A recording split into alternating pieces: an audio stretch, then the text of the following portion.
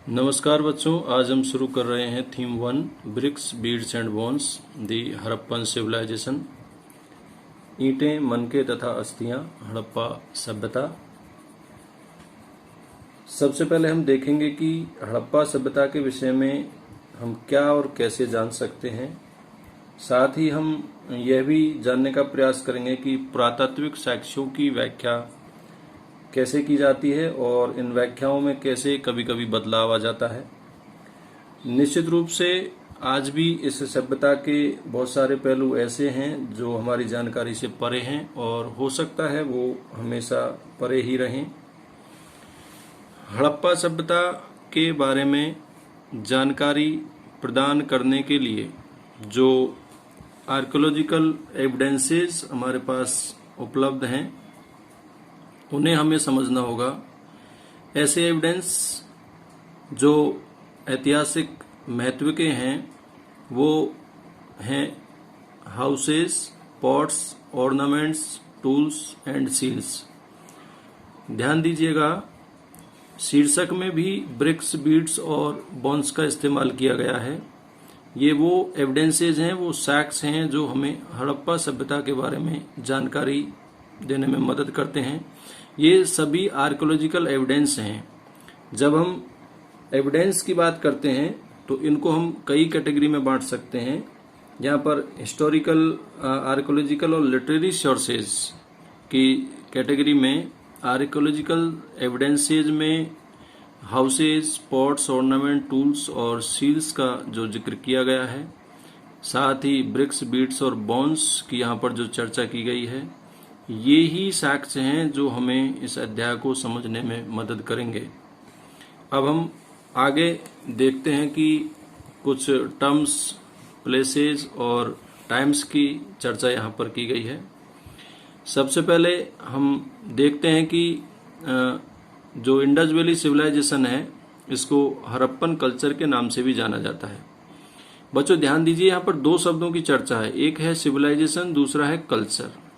अक्सर हम इन दोनों शब्दों का इस्तेमाल एक ही अर्थ में करते हैं, लेकिन ऐसा नहीं है, यहाँ थोड़ा अंतर है।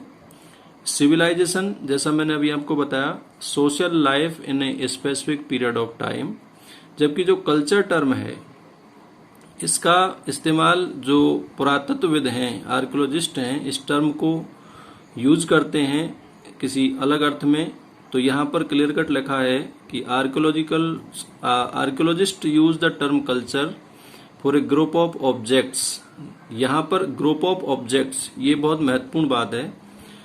डिस्टिंक्टिव इन स्टाइल, जो भिन्न शैली के हैं, कुछ विशेष शैली के हैं, विशेष प्रकार के हैं, they that are usually found together with in a specific geographical area.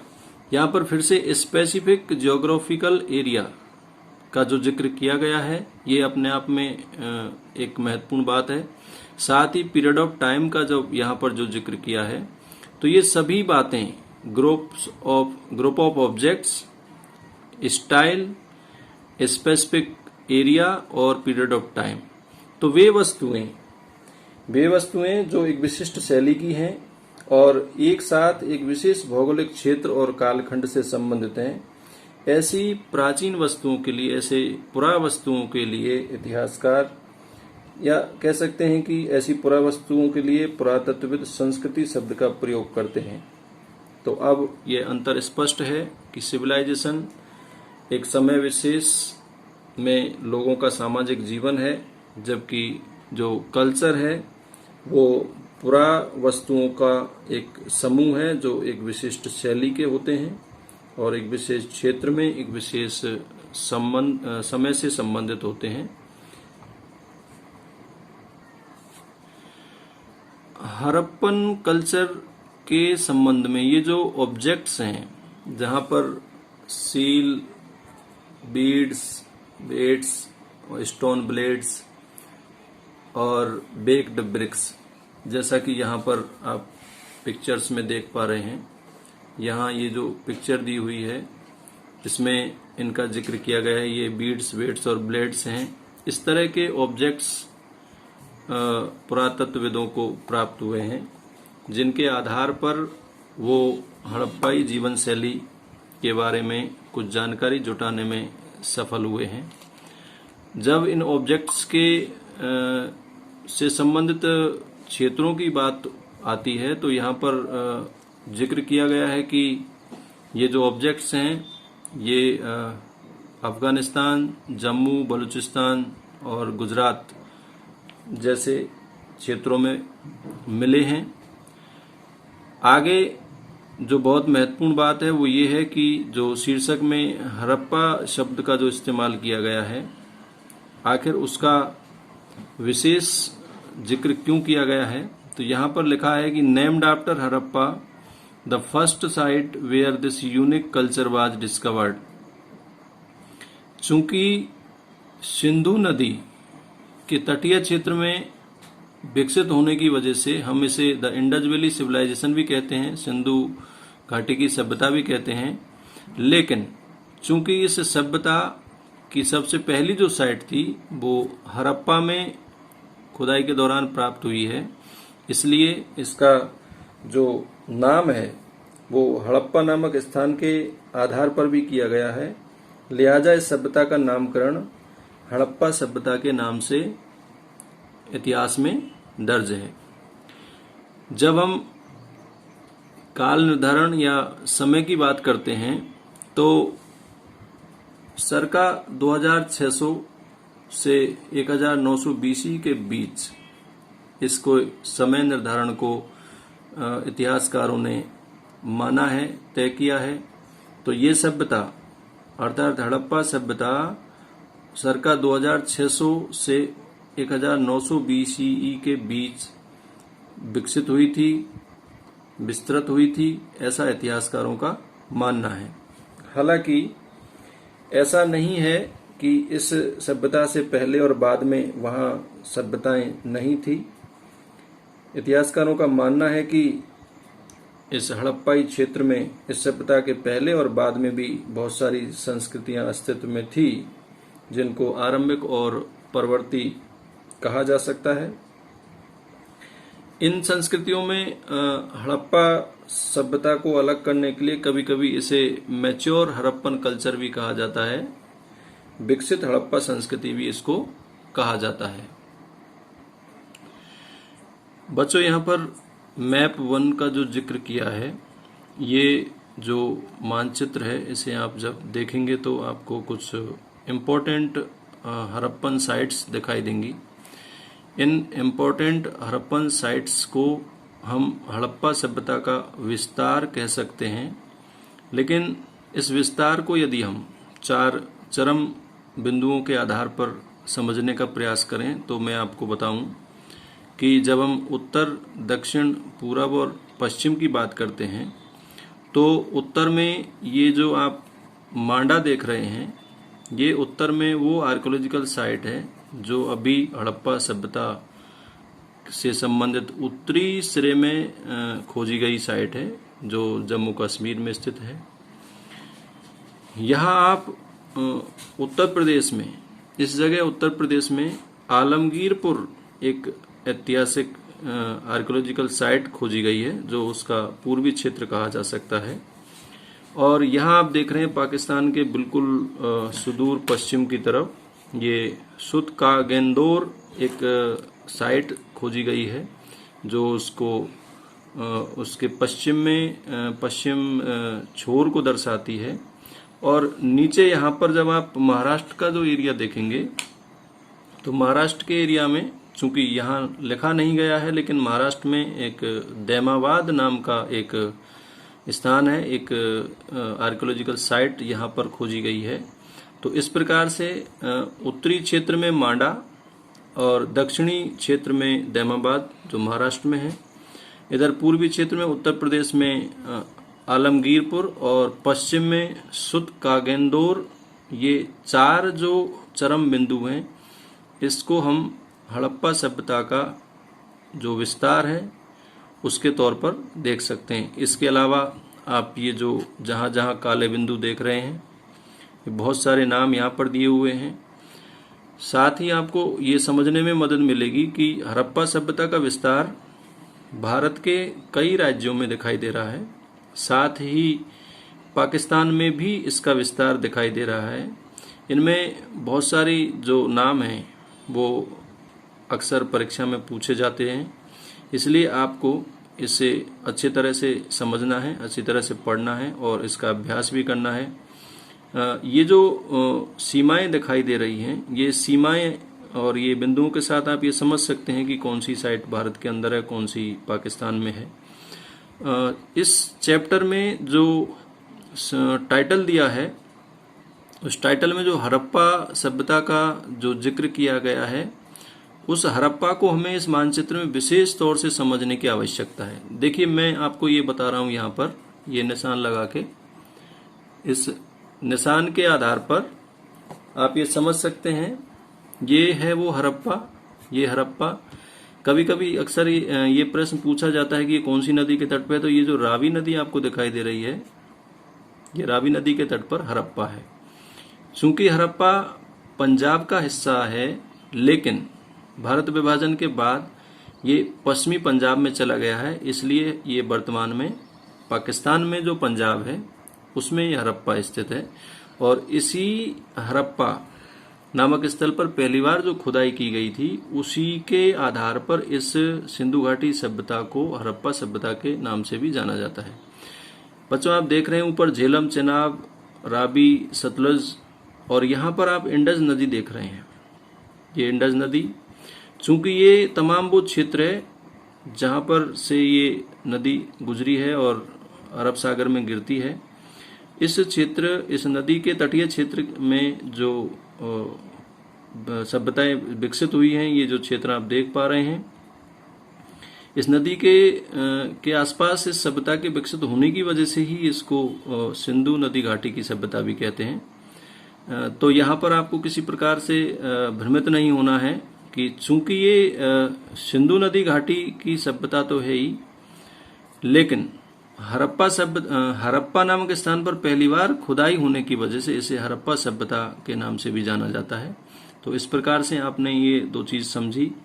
कुछ जो मैच्योर साइट्स हैं यहाँ पर, जो अक्सर परीक्षा में पूछी जाती हैं, जैसे मोहनजोदारो है, ये आप देख पा रहे हैं, यहाँ धौलावीरा है, यहाँ पर लोथल है, ये इधर राखी गढ़ी है, यहाँ पर कालीबंगा है, राजस्थान के अंदर ये मांडा है। ये वो साइट्स हैं जो अक्सर परीक्षा में पूछी जाती हैं। यहाँ आप बगल में देख पा रहे हैं कुछ एब्रीविएशंस हैं, हालांकि ये हम कक्षा 6 में भी पढ़ चुके हैं, फिर भी इन्हें पुनः जान लेना चाहिए। बीपी जो एब्रीविएशन है वो स्टैंड करता है बिफोर प्रेजेंट के लिए। ठीक इसी तरह बीसीई लिखा है, वो बिफोर कॉमन एरा है। CE stand for the common era. और यहाँ पर जो वर्ड सी, अल्फाबेट सी है, जो वो एक लैटिन वर्ड है सरका, और उस सरका का मतलब होता है अप्रोक्सीमेट। ये वही पुराने शब्द हैं, ये वही पुराने एब्रीविएशंस हैं जिनको हम कक्षा 6 में भी पढ़ चुके हैं। तो इस प्रकार से ये जो पेज संख्या 2 पर जो मानचित्र दिया है और साथ ही ये जो एब्रीविएशंस दिए हैं, ये हमें हमेशा याद रखने पड़ेंगे, क्योंकि अक्सर ये मानचित्र में पूछे जाते हैं। अब हम चैप्टर को बिंदुवार आगे बढ़ाते हैं। पहला बिंदु बिगनिंग्स, जिसे आप आरंभ कहते हैं। यहाँ पर एक बहुत ही महत्वपूर्ण जो बात लिखी है कि विकसित हड़प्पा से पहले भी कई संस्कृतियाँ वहाँ पर मौजूद थी, और ये जो संस्कृतियाँ थी, ये विशेष तौर से एक विशिष्ट शैली की जो पॉटरी थी, जिसको आप मृदभांड कहते हैं या मिट्टी के बर्तन कहते हैं, उससे संबंधित थी। और इसके साथ साथ हमको कुछ खेती के, कुछ पशुपालन और कुछ शिल्पकारी के साक्ष्य भी वहाँ पर मिलते हैं। इसका मतलब ये हुआ कि जब हम प्रारंभ में देखते हैं तो ये जो मैच्योर हड़प्पन जो कल्चर है, ये हमें बहुत सारे एविडेंसेस अवेलेबल करवाती है, और इन्हीं एविडेंस के आधार पर हम ये समझ पाते हैं कि जो हड़प्पाई निवासी थे वो खेती का, पशुपालन का और शिल्पकारी का काम भी करते थे। आगे बढ़ते हैं। निर्वाह के तरीके क्या थे, सबसिस्टेंस स्ट्रेटजीज उनकी क्या थी, तो किस तरह से हड़प्पाई निवासी जो थे वो जीवन निर्वाह करते थे। यहाँ पर दो बातें लिखी हुई हैं, दो बातों का जिक्र किया गया है कि हड़प्पा सभ्यता के निवासी कई प्रकार के पेड़ पौधों से जो प्राप्त वस्तुएं थी उनका इस्तेमाल करते थे, और साथ ही वो जानवरों का भी इस्तेमाल करते थे, जिसमें मछली विशेष तौर से शामिल थी। तो हड़प्पाई निवासी क्या खाते होंगे, इसे इस तरह से समझा जा सकता है कि वो पेड़ पौधों से प्राप्त वस्तुएं और जानवरों का इस्तेमाल करते होंगे। तो इस तरह से वो अपना जीवन निर्वाह करते थे। आगे हम ये जानने का प्रयास करते हैं कि हड़प्पाई निवासी कौन सी फसलें उगाते थे और किस प्रकार के जानवर वो पालते थे।